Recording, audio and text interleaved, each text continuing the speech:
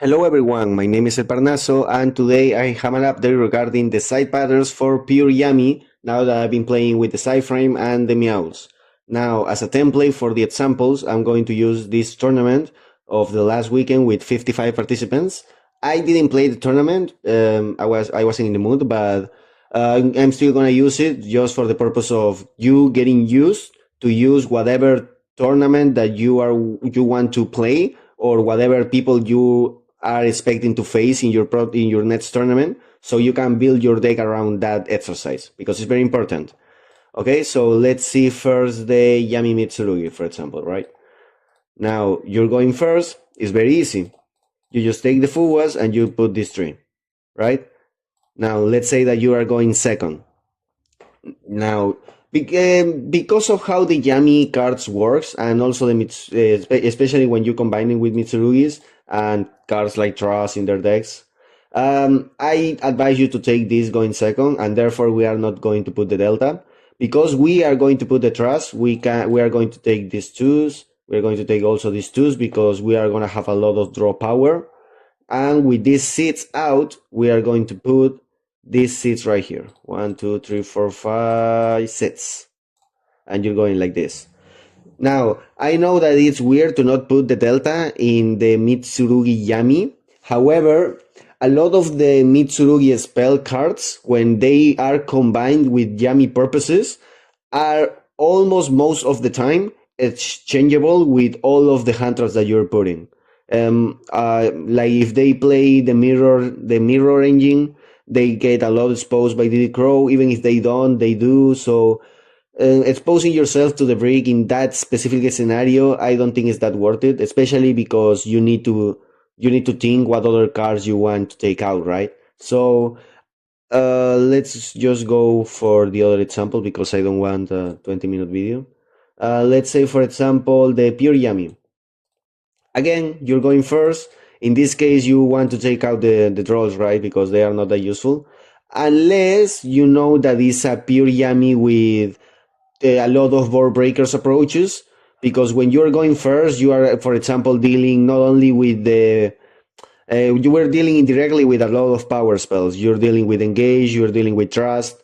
So if you know that your opponent is very power breaker reliable, maybe you can consider this when you're going first. But let's say that it's a hand trap Yami, right? You take the 6, you put this 3 that you almost always going to put. And for the 3 draws, you can put this and these 2. You can, again, depending on what, this is just kind of a template. Depending on how you see your opponent is playing, you can value more, for example, the Baylor, or even you can value more the Troll and Logger, as I said. This is just possibilities, but I'm showing you how the deck is allowing you to put those possibilities in the way that it's built and in the way that you decide the cards to be in your main, side, and extra deck. Now, let's say that, what's the next one? Let me see. Okay, let's say that we are facing Dracottail. Now, if we are going, let's say that we are going first. Dracottail is a heavy grind matchup, and you need to try to play that game in order to not allow them to have advantage in that style of play. So we are not going to. This is going to be one of those scenarios when we put out the gamma even going first. Now we're taking these ones too, obviously, and we're taking these ones. This 1, 2, 3, 4, 5, and we only need to add 3 more, which will be. And this tree right here. Like if it's a Dracottail player, it's most likely that he's going to have like Nibiru's or maybe the Thanos even. So we're good with this card. The Diddy Crows are good with their talent where they try to recover their monsters that they lack of to try to play, to change to the Gugamel while they to take something so they can pop, etc. Right? And obviously if you're playing against the branded version, there are scenarios when you can consider to put the draw when you go first, because your opponent most likely is going to have the Trust, and Trust adding branded fusion is a problematic situation that you want to avoid. Also, it punishes your opponent for making Keto or to try to add with the branded engine before they add with the Dracottail engine, etc. So there are scenarios when you can consider putting this going first, and you can, for example, exchange this tree, or maybe, yeah, most likely those three.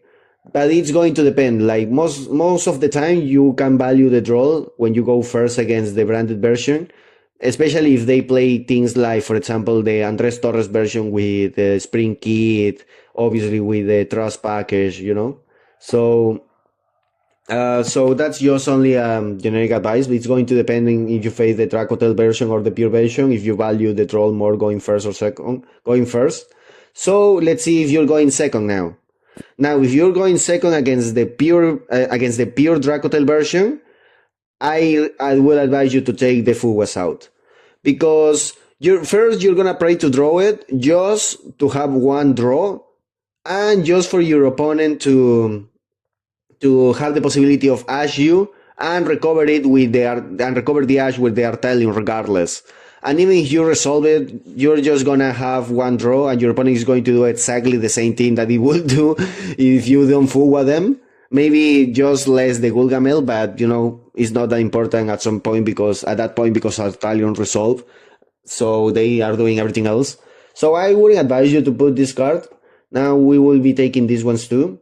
So let's see. We are going to try to be as much consistent as possible. We're putting these ones. We're putting these ones. We're putting the Pancratops. The Pancratops is really good against any Dracottail interversion, because, especially with the pure, because Pancratops is a card that neither of the three trapped cards of the Dracottail can interact with. So it has a lot of versatility in that regard. We are playing these two. We want to play this. Yeah, we want to play this. So we are taking also the Gamma package, because it's really heavy reliable. Like, reliable in the sense that you don't want to have cards that you really want to draw first and almost never after that against a heavy grind deck like the Dracottail versions.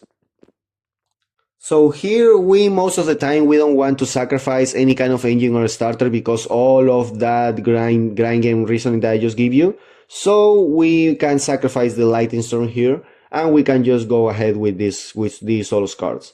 And as you can see, we can be very well prepared. We have a lot of ways to interact with the traps. We have the Ashes, we have the Purchase, we have the Ghost Bells, we have the Pang, we have the Duster, we have the extenders, all of our extenders, because we didn't cut any. So we're going to be good against Dracottail Pure or Dracottail Branded. Now, let's go with another example. Oh, Lunalight. Let's go with Lunalight. Well, if we lose the first one, as you see, we are going to put this 3. And we are going to try to go against the temptation of putting more Huntras, because we are going first. We are playing the game. Okay? So let's just go with what we do if we go second. If we go second, that's what we have them for. We have literally 6 more hand traps to put in the deck, and that's all. That's the only thing that we want to put in the deck, because if our opponent summons Liger, we lose the duel. So we need to avoid that, because if that happens, it doesn't matter how many ways to play we have. We're losing regardless. So we are cutting this, we're cutting this. We need to cut 2 more. This is the few scenarios when we're going to cut the Prosperity, because what's Prosperity going to do if we don't have like Herald of the Beast or things like that against a Liger? Nothing. The same with this, with the talents. We're not cutting the Marshmallow, because it can special summon itself, which they can't. So you can see now we have literally 25 hand traps. 25 hand traps against the Lunalight going second, and a lot of them are really powerful against the deck. The 3 draws, this one, like all of our hand traps are relevant against the deck, and we have 25. So I think we're going to be good against the Lunalight. Let's say now Mitsurugi, pure Mitsurugi. Against pure Mitsurugi, again, we don't raise these cards, so we just put this 5. You see? It's very easy. It's almost like someone built the deck to do exactly this. So let's see. Let's see now we are going second. If we are going second against pure Mitsurugi, I don't advise you to keep the Fuwa either because they can play around it. They're gonna give you one draw. The Mitsurugi, especially the pure, is a heavy grind deck, just like pure Dracottail. So you want to play that game too to try to don't allow them that advantage. So we're taking this 5-2 and we're going to put this 2. We're going to put the Pankra. We're going to put this 2, and we're obviously going to want to put this one. And we obviously want to put this. Now, we really want to value these ones and this because of dimensional fissure, and we really want to respect that card from pure Mitsurugi, right? So, we are going to take 2 imperms because, be honest with you and think about it. What the do impermanence against a pure Mitsurugi? Like, what you're going to negate? Like, Murakumo to not discard 1 card in your turn? Like, now this specifically, this scenario could be considered a flaw on the deck building because I have this card, as you can see, that is not ideal against pure Mitsurugi, but I don't have a way to replace it right here. It's not like I can put other card that could be nice. You can argue to try to put this, like you can play like this, and even you can argue to try to put another one, right? Another of these ones. Maybe you can do that, but again, the Mulcharmis against pure Mitsurugi is kind of a mini game out of your control because if your opponent is a good opponent and force you the grind game, none of the Mulcharmis are going to be actually good, and this will be a one-off, etc. Right? So maybe you can consider this a mistake, but as you can see, the other decks that you were waiting for, you have a lot of options. Obviously, you have options against these other decks too, but I don't want to make the video any longer. Like, that was it for today. Let me know if you have any thoughts of what I just showed you. And, well, I'll see you tomorrow. Thank you. Bye-bye.